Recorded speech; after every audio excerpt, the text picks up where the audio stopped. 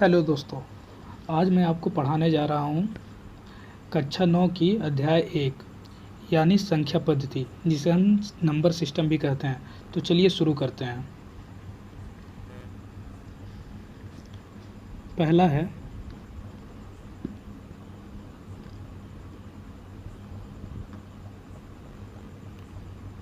प्राकृतिक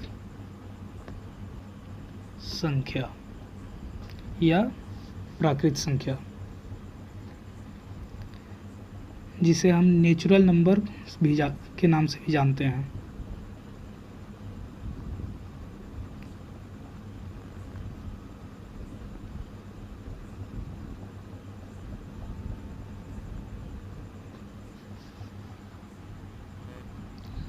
अब देखिए, नेचुरल नंबर होता क्या है, प्राकृतिक संख्या होता क्या है।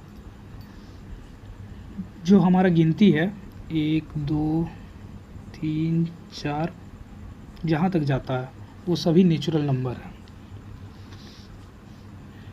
नेचुरल नंबर को घन पूर्ण संख्या भी बोलते हैं।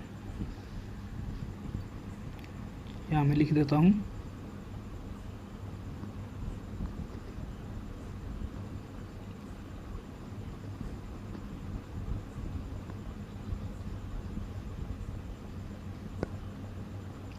घन पूर्ण संख्याएं भी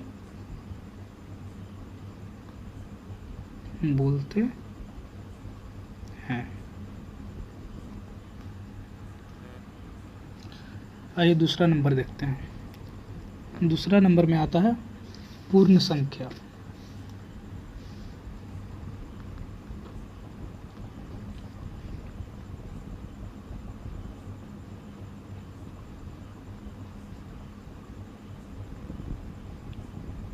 पूर्ण संख्या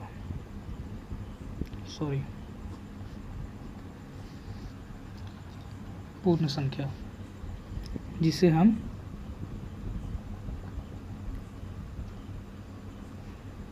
होल नंबर भी कहते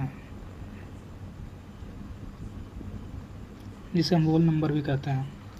होल नंबर होता क्या है, 0 से लेके अनंत तक जितने भी नंबर हैं वो सब होल नंबर है, यानी पूर्ण संख्या है। जैसे देख लीजिए 0 1 2 3 4 इन्फिनिटी तक सभी होल नंबर है।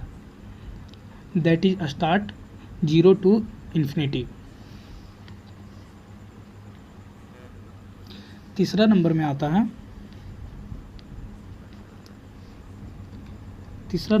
है वास्तविक संख्याएं।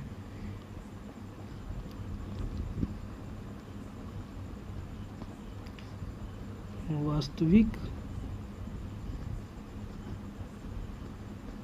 संख्याएं, जिसे हम रियल नंबर भी कहते हैं।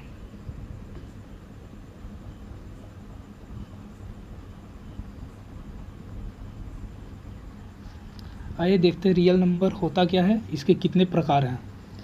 तो रियल नंबर के 2 प्रकार हैं। पहला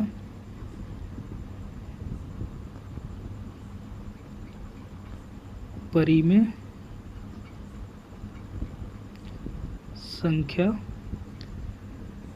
संख्याएं। दूसरा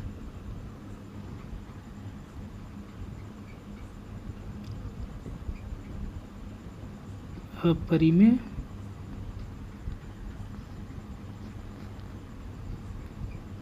संख्याएं।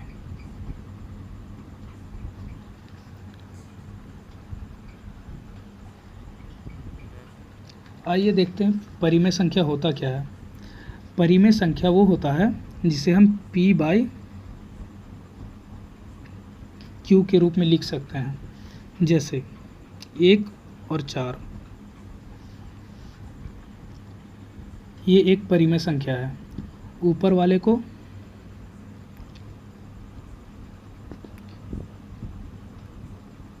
अंश कहते हैं, नीचे वाले को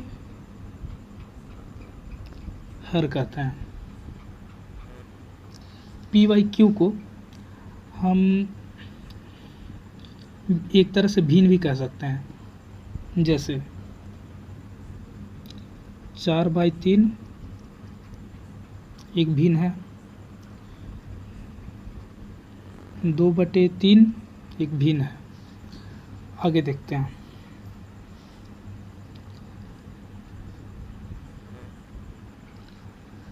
अगर हमसे पूछा जाए क्या कोई पूर्णांक भी एक परिमेय संख्या है, तो हाँ बिल्कुल है। जैसे 2 एक पूर्णांक है, लेकिन इसके नीचे में अगर 1 लगा दिया जाए तो ये परिमेय संख्या हो जाएगा। अगर हमसे कोई पूछे 0 परिमेय संख्या है, तो हाँ बिल्कुल है। इसके नीचे 1 लगाने से ये भी एक परिमेय संख्या हो जाएगा। जैसे ये एक भिन्न है, ये एक भिन्न है, और एक नंबर दे देते हैं कोई भी, जैसे मान लिया 2, ये एक पूर्णांक है, ये एक पूर्णांक है।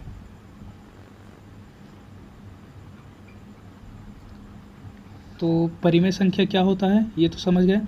परिमेय संख्या वो जिसे p/q के रूप में लिखा जा सके वो परिमेय संख्या है। आइए देखते हैं अपरिमेय संख्या क्या है।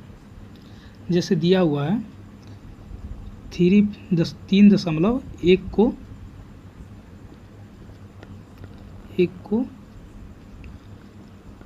p/q के रूप में बनाना है। तो जैसे 3.1 को p/q के रूप में व्यक्त करना है, तो इसे कैसे करेंगे। यहाँ पर जैसे हम जानते हैं कि दशमलव का मतलब होता है 1, तो दशमलव अगर हम इसको दशमलव हटाते हैं तो 31, अब दशमलव यहाँ पे हटा तो इसके नीचे आ जाएगा 1, और दशमलव के बाद जितना भी अंक होता है उतना ही नीचे में 0 लगा देंगे। तो यहाँ पर 1 अंक है तो यहाँ पर 1 अंक लगा देंगे, तो ये p/q के फॉर्म में आ गया है। चलिए नेक्स्ट एग्जांपल देखते हैं।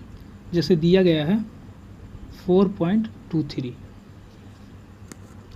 4.23, तो इसे हम कैसे बनाएंगे। तो सिंपली 423 को लिख देंगे, और दशमलव की जगह पर 1 लिख देंगे हटा के, और दशमलव के बाद 2 अंक है तो 2 शून्य बैठा देंगे।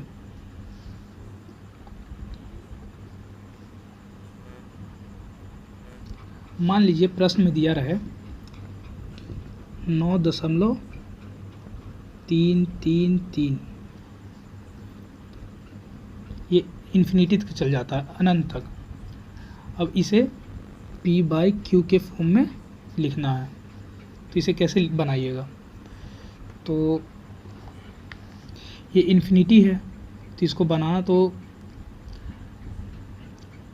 बहुत मुश्किल है।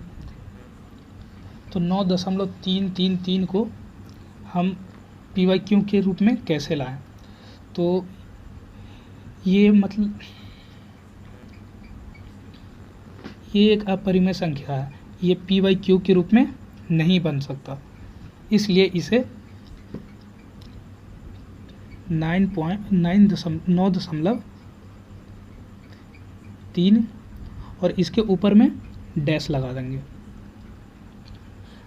देंगे, क्योंकि ये अनंत तक है, और यह एक अपरिमेय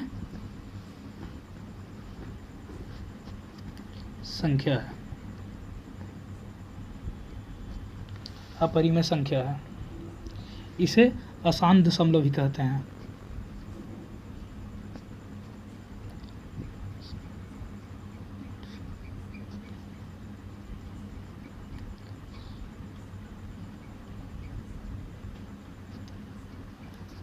और इसे साम दशमलव।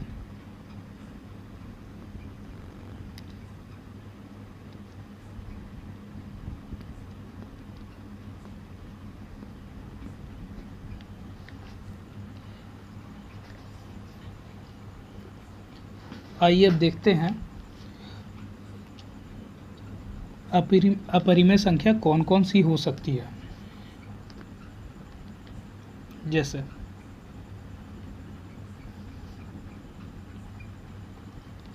अपरिमेय संख्या जैसे करनी 2, करनी 3, ये एक तरह से अपरिमेय संख्या है। करनी 2 का मान हो जाएगा 1.414 अनंत तक, और करनी 3 का मान हो जाएगा 1.732 अनंत तक चला जाएगा। यह इसलिए एक अपरिमेय संख्या है। और हाँ, पाई भी एक तरह से अपरिमेय ही है। जैसा कि हम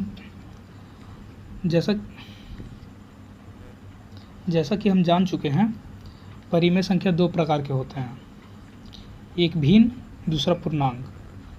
तो इसे हम लिख देते हैं। तो मैं आशा करता हूं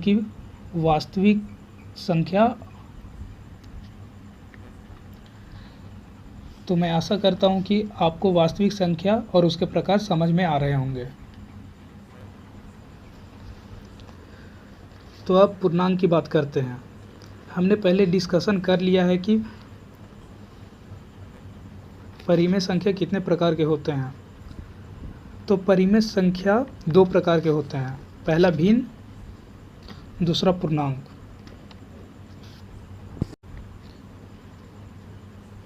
अब आता है भिन्न किसे कहते हैं। जिसे p बाई q के रूप में लिखा जा सके उसे भिन्न कहते हैं। क्या ये पूर्णांक भिन्न है? तो जी हाँ, बिल्कुल है। हम इसे भिन्न के रूप में लिख सकते हैं। जैसे 0 के नीचे 1 लगाकर 4, 3, 5। पूर्णांक कोई भी भिन्न पूर्णांक हो सकता है। आइए देखते हैं पूर्णांक के कितने प्रकार हैं। पूर्णांक के 3 प्रकार हैं। पहला है ऋण पूर्णांक, दूसरा है शून्य पूर्णांक, तीसरा है घन पूर्णांक। अब पूर्णांक को हम कैसे समझते हैं? पूर्णांक को समझने के लिए संख्या रेखा बनाना पड़ेगा। तो चलिए संख्या रेखा बनाते हैं।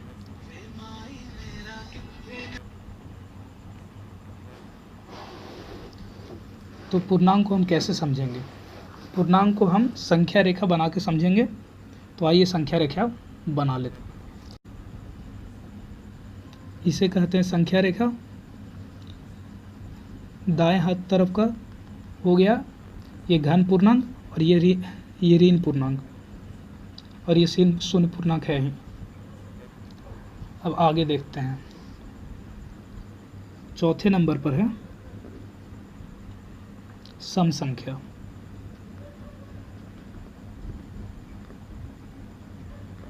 सम संख्या जिसे हम इवन नंबर भी कहते हैं।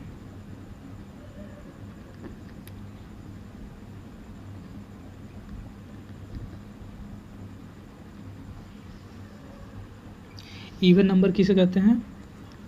जो 2 से विभाजित होती है। जो संख्या 2 से विभाजित होती है उसे इवन नंबर कहते हैं, सम संख्या कहते हैं। जैसे 2, 4, 6, 8, 10, 12 आदि, ये सभी सम संख्या है।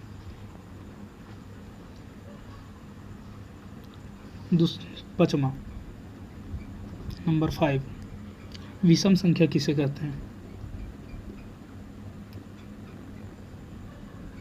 विषम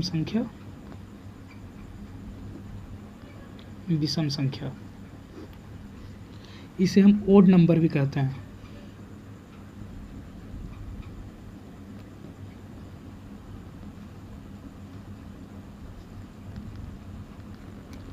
ओड नंबर भी कहते हैं।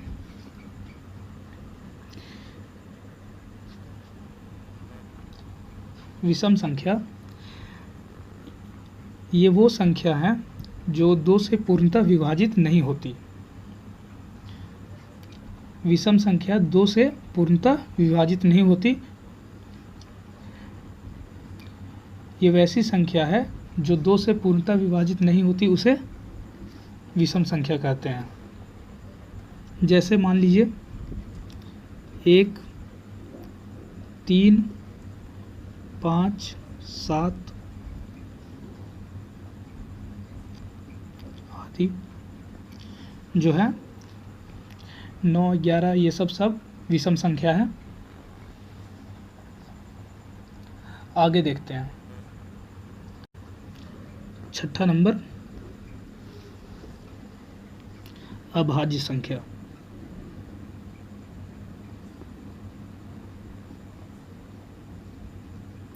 अभाज्य संख्या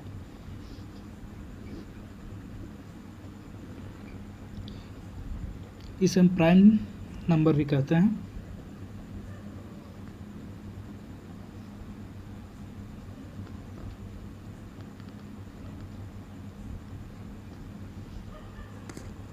इसे हम प्राइम नंबर भी कहते हैं। ये ऐसी संख्या है जो एक तथा स्वयं के अलावा किसी और संख्या से विभाजित ना हो, उसे अभाज्य संख्या कहते हैं। जो एक तथा स्वयं के अलावा किसी और संख्या से विभाजित ना हो, उसे अभाज्य संख्या कहते हैं। जैसे 2 को अगर हम डिवाइड करते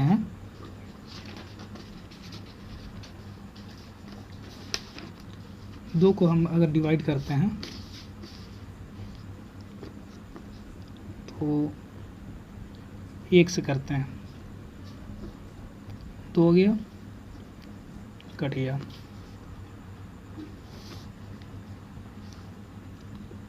जैसे 2, 3, 7, 5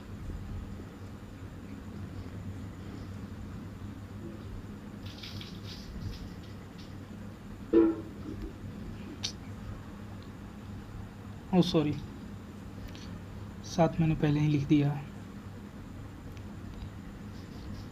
9 ये सभी अभाज्य संख्या है। जैसे अब मान लीजिए 3 को लेते हैं तो 3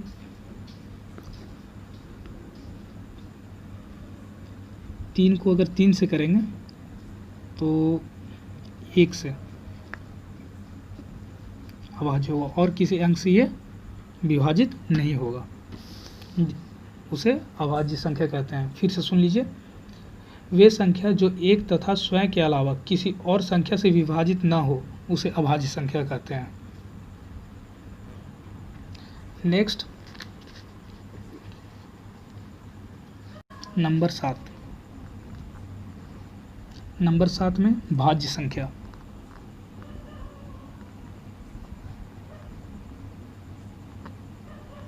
भाज्य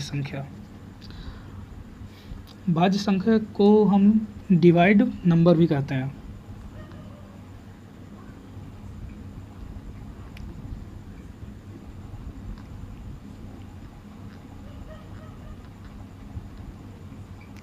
डिवाइड नंबर भी कहते हैं।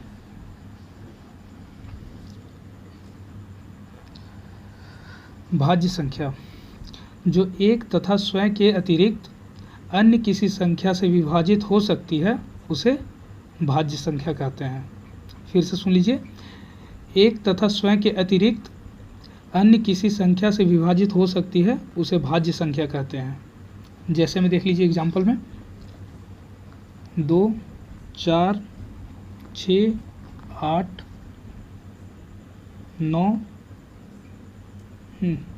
9 नहीं 10,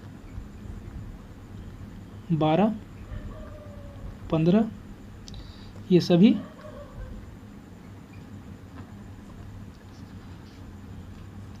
सभी भाज्य संख्या है। लास्ट में मैं आपको एक इम्पोर्टेंट बात बताना चाहता हूँ।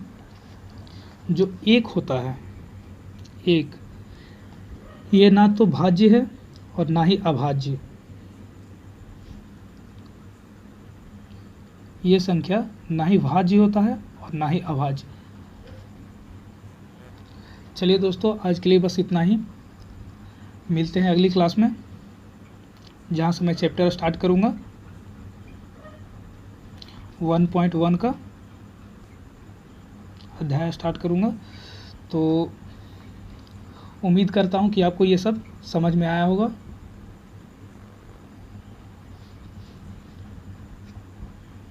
हमारे इस चैनल को लाइक एंड सब्सक्राइब ज़रूर कर दीजिएगा, ताकि आपको मेरे आने वाले नए वीडियो की नोटिफिकेशन मिलती रहे।